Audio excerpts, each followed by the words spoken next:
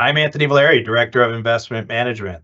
The presidential election is finally behind us. But before we extrapolate a strong first few days in the stock market, it's worth taking a look back at prior presidential elections and stock market performance, as well as what policy may or may not imply for U.S. stocks going forward.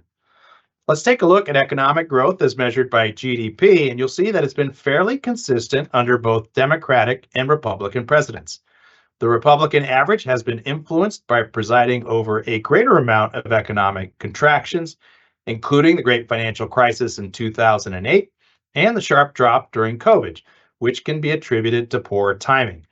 Presidents can get the misfortune of capturing an economy already in decline or benefit from the start of a new expansion. When it comes to total return in the stock market, you'll see that stock market performance, when measured by the average annual gain by presidential administration, is also fairly consistent.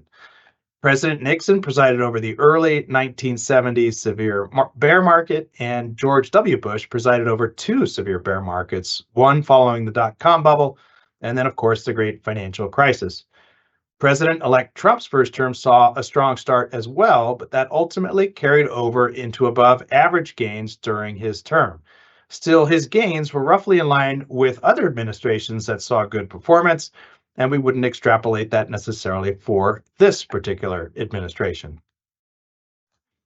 Let's take a look at earnings, the true driver of stock prices over the longer term. Here, too, we see fairly consistent and positive earnings growth, with two outliers, one around 1990 and the other the decade of the 2000s, which was bookmarked by two severe recessions and profit corrections.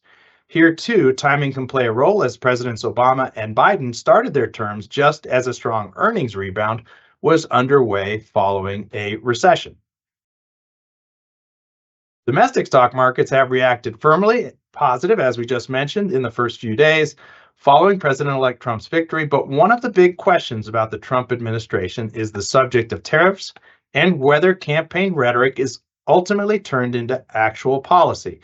A look back at the first set of tariffs shows that international stocks actually outperformed domestic stocks leading up to the first set of tariffs, and then began to underperform U.S. stocks. You'll see that as the red and white line rose greater initially in the first Trump term, while the blue line U.S. stocks began to catch up as tariffs were implemented. However, in late 2018, U.S. stocks gave up that performance advantage as concerns shifted towards Federal Reserve rate hikes. Stock investors became concerned that the rate hikes might have gone too far. It's a reminder to investors to stay diversified and that risks can come from anywhere. U.S. outperformance subsequently resumed on the prospects of stronger earnings growth in the U.S. over the course of 2019, and we wouldn't attribute this simply to the administration that was in power.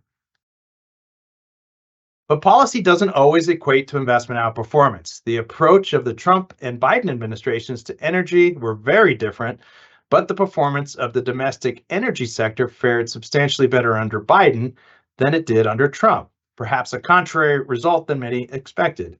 Again, a reminder that other factors can and usually do drive investment performance.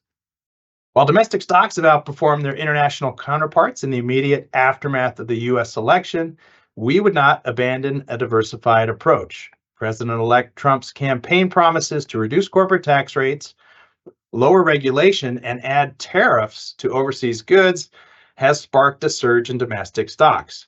U.S. stock valuations have further increased a wide valuation disparity over their international counterparts, and we would be wary of chasing this trend.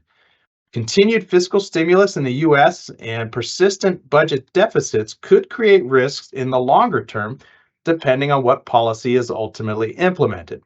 For this reason, we recommend investors maintain a diversified investment portfolio and not chase short-term election results. I'm Anthony Valeri. Thanks very much for joining. We'll speak to you again soon.